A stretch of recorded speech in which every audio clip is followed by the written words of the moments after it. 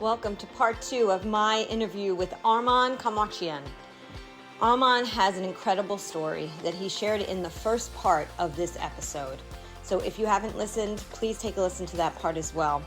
During this section of our interview, he talks a lot about what the trauma has left him with after being abused as a child, becoming an addict, going through a really hard time as well with the law, and just having a difficult life experience when he was younger, to now being the proud husband and father of 3 children. An incredible story of redemption. And I will tell you, his book, He Called Me Redeemed, is a page turner. It's a real life account, a memoir of his life. And I encourage you to please purchase the book because it was an incredible read for myself. It is for anyone who's looking to overcome obstacles, or anyone who's dealing with addiction or their caretakers as well. I hope you will enjoy this episode. I am so grateful to Arman for sharing his incredible story with us here on the Today's the Day Changemakers podcast. If you've been an avid listener of Today's the Day Changemakers, I hope that you will share it. You will follow us on Instagram and Facebook at Today is the Day Live It. I also hope that you will subscribe, because the way it works with the algorithm, the more people subscribe, the more people get to listen. So thank you so much for 1,022 cities listening around the globe.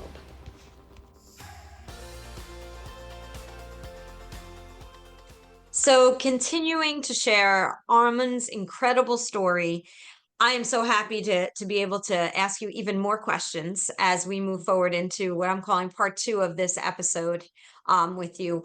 Arman, I want to make sure I say your last name right again. Kaymakcian. So good, Jody. That's like the best pronunciation of my last name I've ever heard. Very good. I'm so excited that I'm doing it right. I'm pretty good, but thank you. I'm so glad.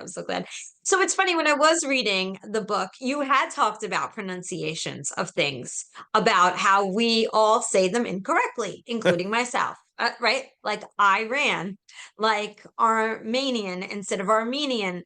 So why do you think that is? I know it's a silly thing to ask, but when I read it, I'm like, oh my gosh, I do it. And I was like, I have to make sure not to do that during this podcast because he mentions it in the book. I just really kind of meant that to be a funny thing, a lighthearted, it's just culture. I mean, the English language, we have hard I sound in our, pronunciation of words. So it comes natural that you would see Iran and make it Iran, but I always thought that was funny because, in my father's house, or listening to my grandfather and them speak about politics or things going on in the world, it was always pronounced a particular way.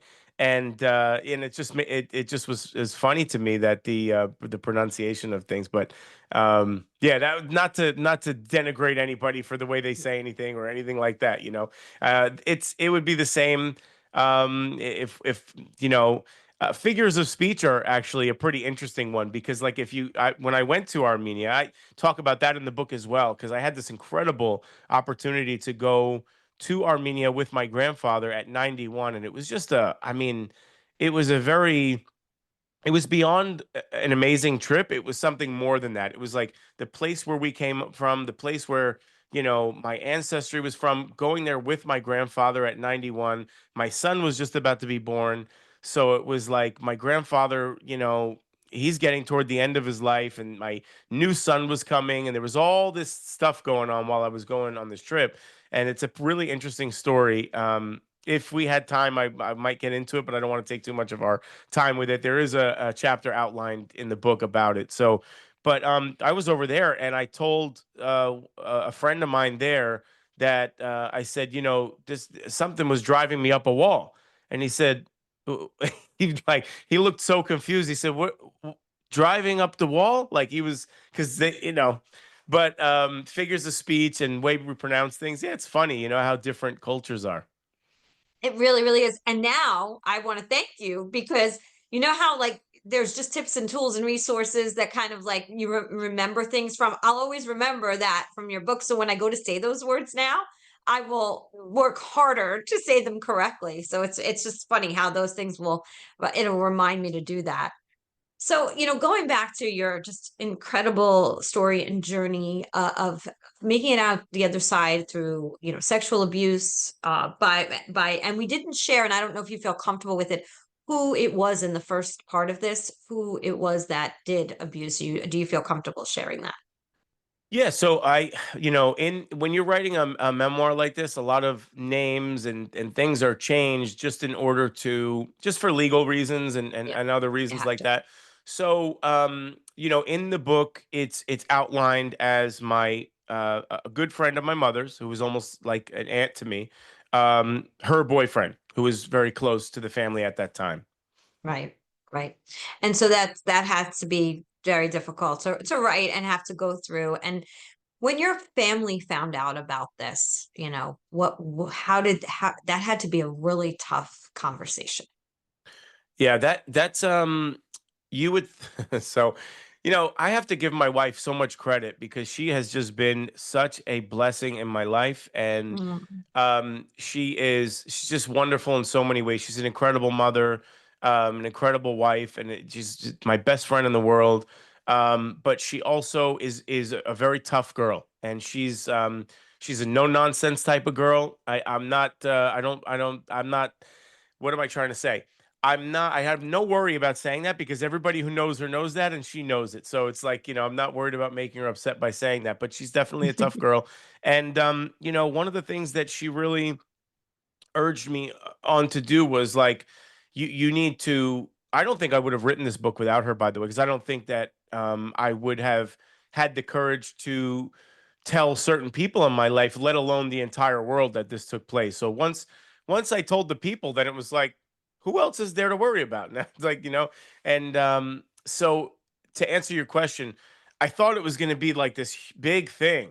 It was like, oh my gosh, I'm going to give them this information. It's just going to like, as a kid, a big reason why nobody was ever told was because I thought it would blow the entire family up. I thought this is like, it's going to destroy their marriage, and it's going to destroy just so many different things that I thought was going to take place. And if I would have known the lack of impact it was going to have on people to actually tell them this happened.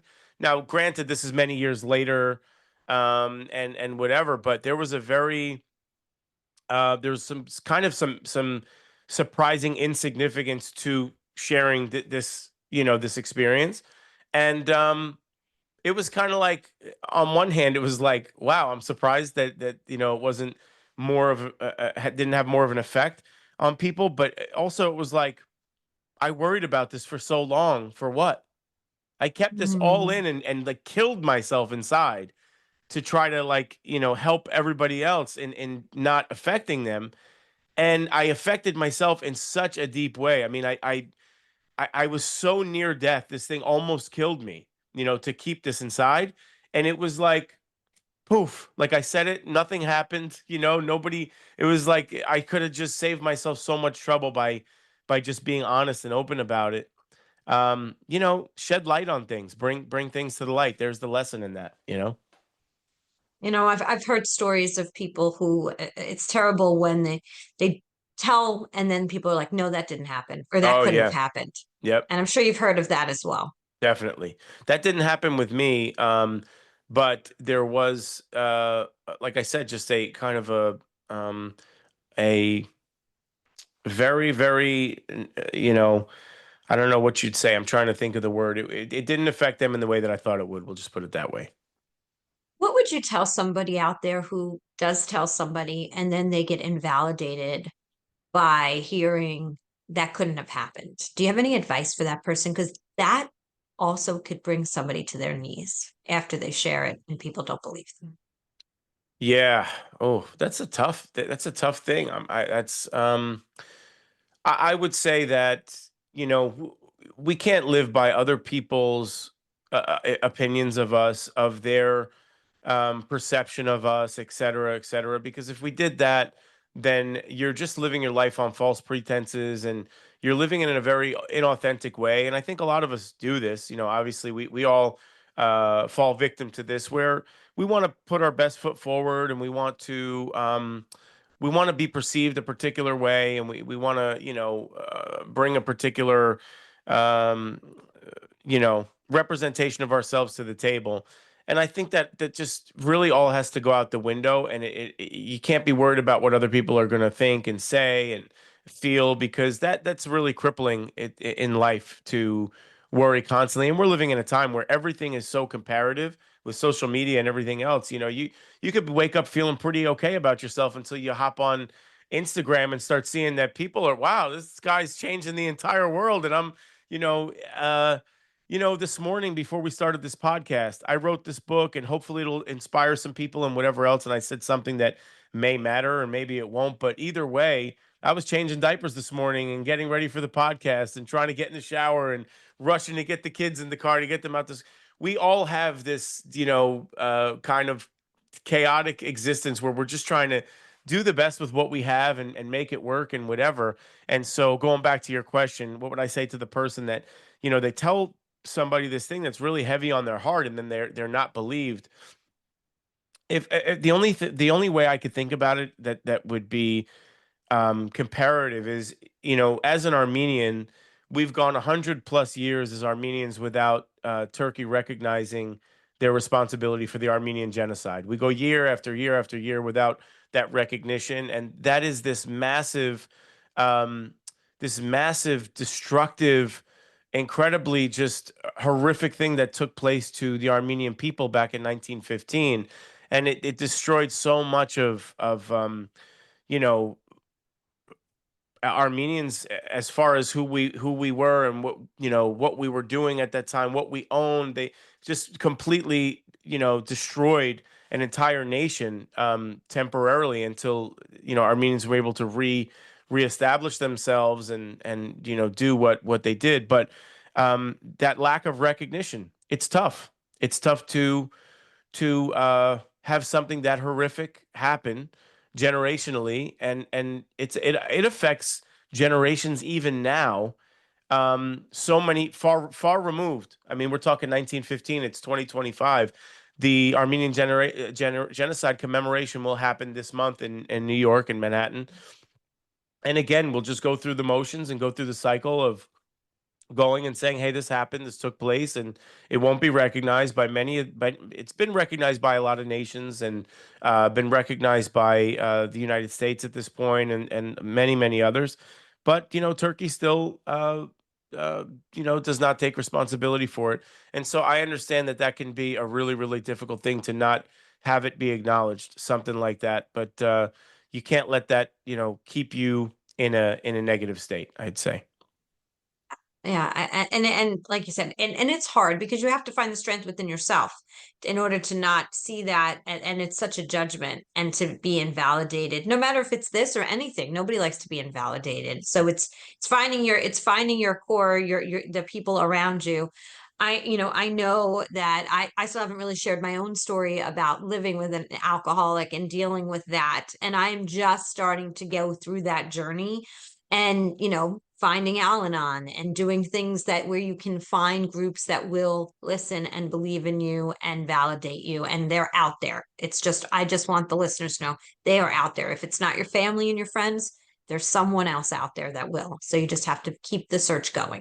And actually, that's an interesting thing to maybe talk about for a minute, because Sure. as a writer, you write this thing. I know for me, when I wrote the book, like I said before, I'm pretty super. I found myself, especially even now after writing the book, I'm pretty superstitious about telling people about projects that I'm working on before they're finished, because it's just better to get it done, and then you can now open your mouth and say, "Hey, I did this thing," But there is this thing where, I wrote the whole book, didn't tell anybody about it, and now I'm going to actually send it out to the editor, and I'm waiting for them to either to destroy it and say this is, whatever, it's garbage. You got to go back to square one. And I tossed out 20,000 words in the beginning to start over.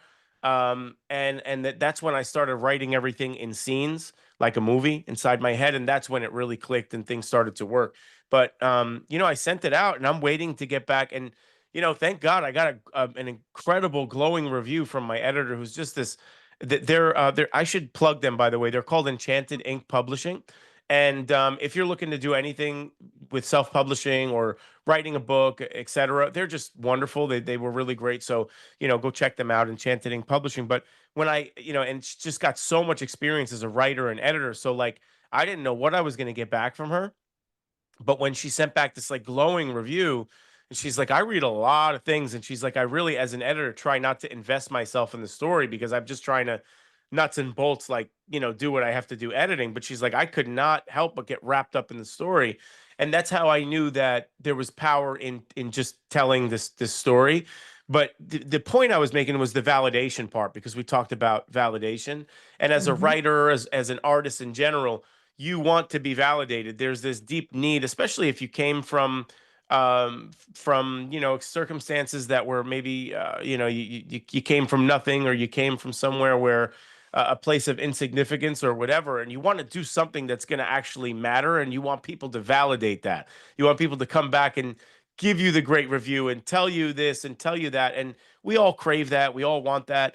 But I think that I've learned, especially, and I've listen, thank God there are, I think, almost 70 wonderful reviews on Amazon at this point. And I've gotten a lot of just incredible validation back from people in that way. And I'm really grateful for that, and all the support that I got from people around me. But you cannot live for other people's validation. Going back to my original point, you just can't, because it'll crush you as a writer, as an author, as a creative. If you're constantly doing things to get this validation, and you're seeking validation. And again, we're living in this age with social media, a lot of young people out there just constantly seeking validation. And I get it. It's tempting. You put things out there, and they have us in the system where I'm going to make a post, and then I'm going to look for how many people liked it. And if they don't like it, then it's invalidating. And if they do, that's so we're living in that kind of an economy. Eyeballs, how many eyeballs can I get on this thing? How many numbers?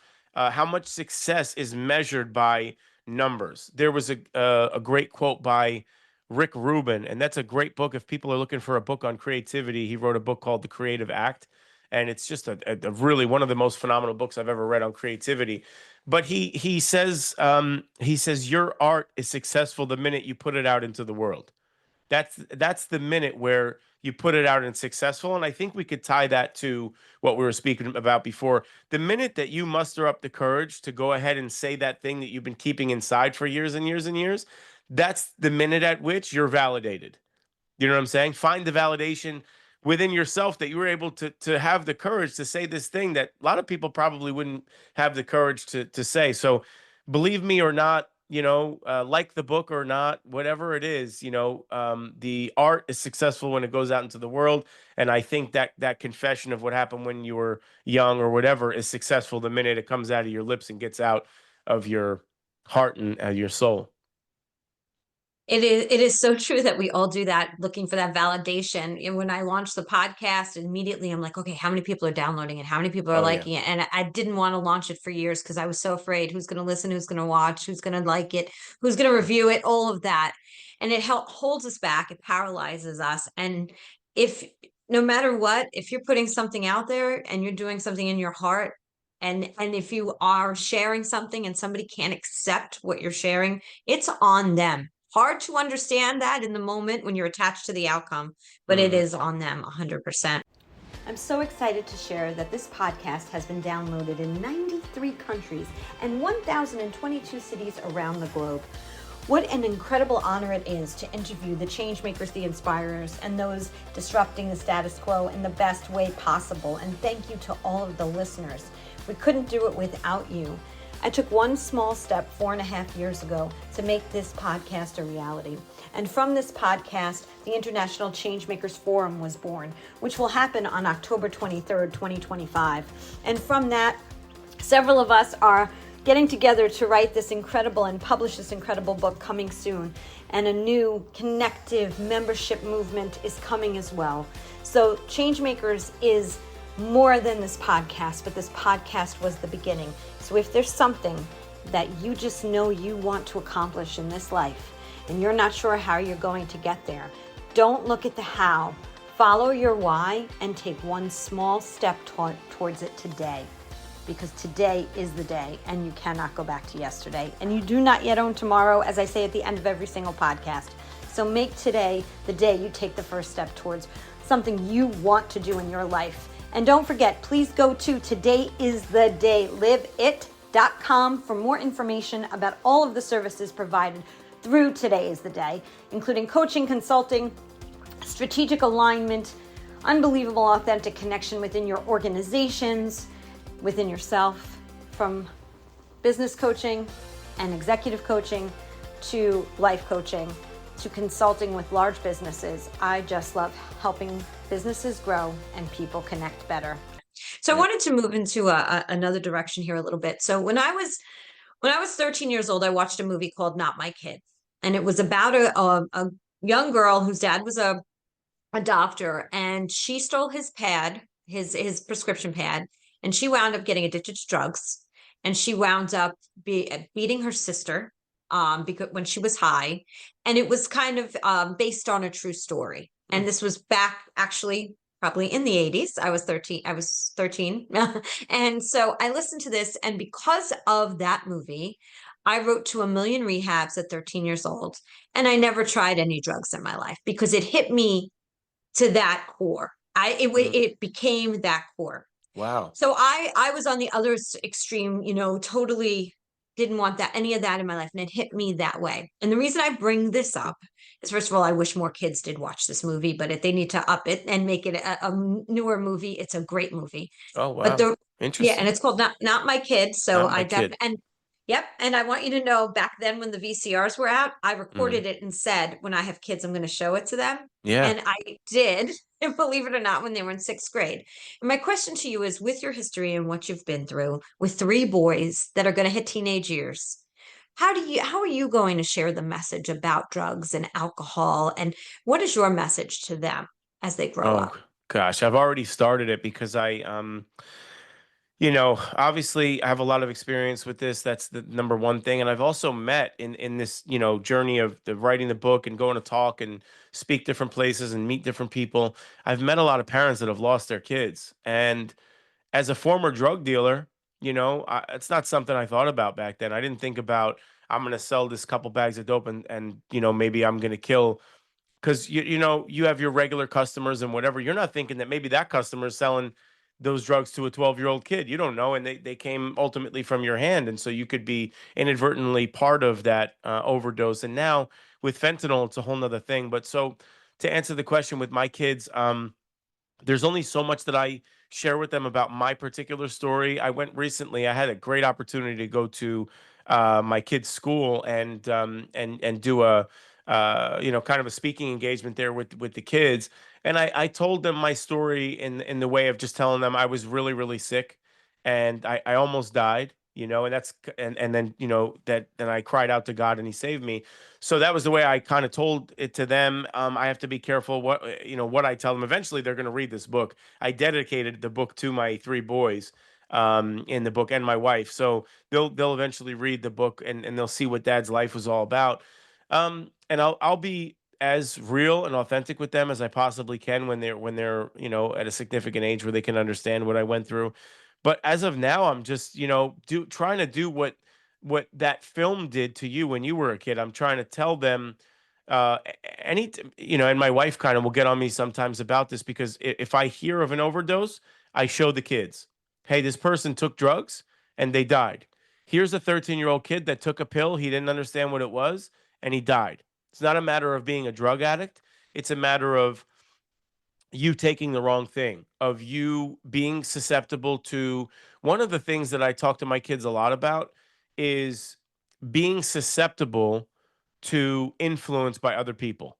Everybody's susceptible to influence by other people. My wife made a great point one day, because I'm telling the kids, I said, "Do you see Daddy doing things like that?" And she pointed out to me that sometimes if I'm around one group of people, I'll talk one way, right? Because I came up in the streets and stuff, so I'll talk one way, and then if you put me somewhere else, I'll tend to speak that way.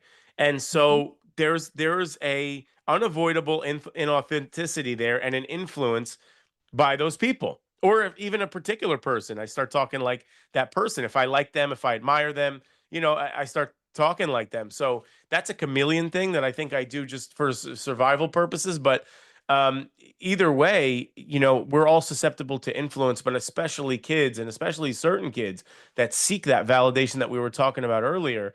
And they seek validation through partaking in these idiotic and stupid things that can't be reversed.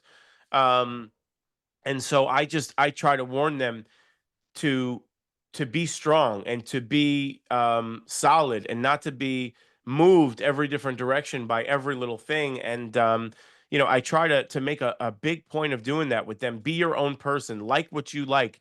Don't be like everybody else. Don't fall into the crowd and just do what everybody else is doing. I know those things are all cliche, and we're all telling our kids all the same type of things, but I think there's a big teachable moment there with them. And just having them be their own person, even just in simple ways. The art that they like, the music that they like. you know People, oftentimes, there's so many stories of like the story, Melville wrote home Moby Dick was completely unsuccessful until like 100 years after he died. It went nowhere. And there's a lot of artists as well that now the collectible pieces of art that they created are sold for millions of dollars, but at the time they couldn't get anybody to look at their art, because we only like things when other people tell us it's okay to like them you know and it takes a real strong character and a visionary and somebody who's secure within themselves and their own identity to be able to look at a thing and appreciate it when nobody else does, and say, I liked it. I liked the ending of that movie, even though everybody said it was horrible, because I thought it was a great artistic decision by the producer and the director and whatever. Everybody else hated it. I like it, or whatever. So I think there's something to that, even in those moments, to tell the kids you don't have to just like what everybody else likes. The other part is just like you said before, showing them these very real moments. And there's so many of them now that we can point them every time there's an overdose, take them to the newspaper or the computer, the whatever, to say, hey, look, another one just lost his life because they took drugs. And when you take drugs, you either die or go to jail. There's only two ways, unless there's some divine intervention or something that happens like what happened to me in my life. I should be dead or I should be in jail, but God had other plans, thank God. And so here I am. But drugs lead you either to death or to jail. So that's what I would tell the kids. No, thank you. Thank you for sharing that. And I'm a chameleon too. So I'm from Brooklyn. So I can absolutely talk Brooklynese with my friends, and all of a sudden the accent really does come out. And then of course in business I do the best I can to try to pull it back just a little bit, so not everybody has to know I'm from Brooklyn, but I Right. get it. I'm a when you were talking, I'm like, he's a chameleon, and I'm like, because I know exactly what that's Yeah. like. Um Relationships, right? So after the abuse happened, and you have a wife and three beautiful children, and I love how you speak about them. But leading into that, how did the abuse affect your relationships and having, relationships with women and in general? Oh, that's a good question. Well, I think that that's been a learning process. Number one, when I'm 10 years old and there's this abuse happening, the person at the time had a lot of knowledge when it came to computers and things like this. So, this is back when not a lot of people did. And I can remember being 10 years old and at his direction downloading image after image after image on the computer. And, you know, seeing those images, by the hundreds or whatever at that age, there's no, and now we're living in a time with iPhones and whatever. These kids are just susceptible to so many different. They're so much at their fingertips that shouldn't be available, but it is, and that really damaged me, really affected me, and it really affect the way that um, I think that I looked at a lot of different things, and how I took the world in certain ways, and struggles with pornography and different things like that. And as a man, I think that that's something that, especially as a Christian man, I think that's something that we all need to master, and something that we all need to really get a hold of. And so, by God's grace, I have freedom in that area, and I feel um, an immense sense of gratitude for that, because I know how many men are completely wrapped up in it and how damaging it is to not just our relationships with our spouses and with the people around us, but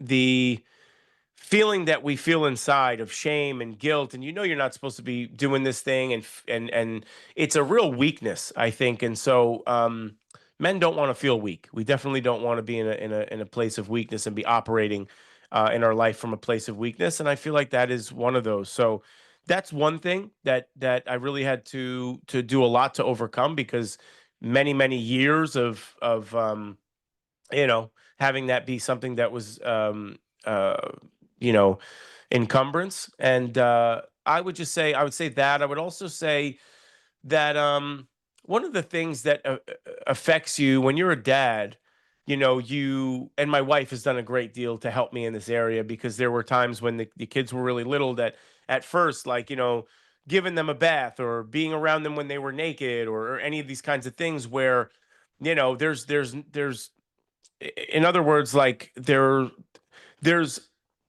I don't know how I'm trying to figure out a way to and explain it. I'm about as attracted to children as I would be to this coffee cup. In other words, you Right. understand what I'm trying to Right. say? Yes, And I do. and and so, but because of what happened to you as a kid, you have a heightened sense of awareness when it comes to these things. And so my wife had to say, like, look, this is not, it's not who you are. There's nothing about you that you have anything to do with that. So you can just feel totally fine being a dad to our kids, and you don't have to worry about it, right? And Hmm. that was a real amazing, a really amazing thing that my wife did for me, was kind of in those moments getting me to be, hey, just be comfortable. It's your son, remember? Like, it's your son. You don't have to worry about it. It's not. And so that was because, and I've talked to other people that have gone through this, and they feel the exact same way. They're very aware of and again, it's not because of anything with them, it's because of what happened to them when they were kids, but they're very aware of, like, having a child on their lap, or playing with other people's kids. I don't want anybody to think anything, so, like, I might not get too close to other people's kids, or I might not. Now I've gotten so much better with that, where, like, a niece or a nephew or whatever, I'll pick them up and whatever, and hang out with them. But there was kind of a wall up, because I didn't want anybody to think anything. So that was a really negative consequence that I think that's probably the thing that I wouldn't say angers me, but something that frustrates me most about what happened to me as a kid is having to deal with that area, and as far as relationships with women and things, I think the first real relationship I've had with a woman is my wife. Meaning, before that, I was just a dead, like I said, I was like a walking corpse. And so, there was so much in my life that was problematic. Wow. Thank you for sharing that. I felt that, like, that has to be so hard. And your wife sounds like an incredible person. She validates you and shares that with you. So, kudos to her and giving you that, and you being open to that. Um, Therapy. Have you been doing ongoing? Did you go to therapy for time after you came out of rehab? And do you go to therapy now, if you don't mind me asking? No, so the my therapy is the people that are surrounding me. And just a heads up, Jody, I'm gonna have to wrap up on this You question. got it. But Yes. I'd love to talk to you all day if I could, I know. believe me. But I know. so yeah, therapy. My therapy is just the community of people that are around me, my church, all the great friends and people around us, and my pastor, and my family, etc. These are my therapy. Men's Bible studies that I go to, and all these types of things, that the sense of community that's around me. Those are the people that I feel comfortable sitting with, talking with, and gaining insight from and advice from, and so that's my therapy. And it's been that way since the very beginning. I've never and by the way, I'm not taking this away from people. Go, if you need to go to a therapist, go to a therapist. I feel like there's a completely different worldview that I have as a Christian, and so it makes sense for me to get my counseling from somebody who I feel is going to give me the kind of guidance that I need to go the right direction. Thank you so much for sharing and coming back on and doing this quick part two with me. I really do appreciate you and this very much, and love to have you back on as your journey continues. And we'll share as now that you're part of the Changemaker family. Thank you for doing that. Anything else you want to say? No, I think I'm good. I really appreciate being on today. Just grateful again to have the opportunity. Grateful for you, Jody, and looking forward to future conversations. And thank you again. You're welcome. You're welcome. And I'm going to say what I say at the end of every single podcast. Today is the day. You cannot go back to yesterday, and you do not yet own tomorrow. So, what steps, small or large, are you taking today to get yourself closer to your goal? Thank you, Arman, for sharing your incredible story. And please, everybody, buy his book. Give it one more time the title and where they can get the book. Sure. The title is He Calls Me Redeemed. And it's available everywhere books are sold. You could just type in the title to Amazon, Barnes and Noble, or whatever you like, or click the description that's in the bottom underneath this video here. Sounds great. Thanks again. Have a great week, everyone. God bless you guys. Thank you.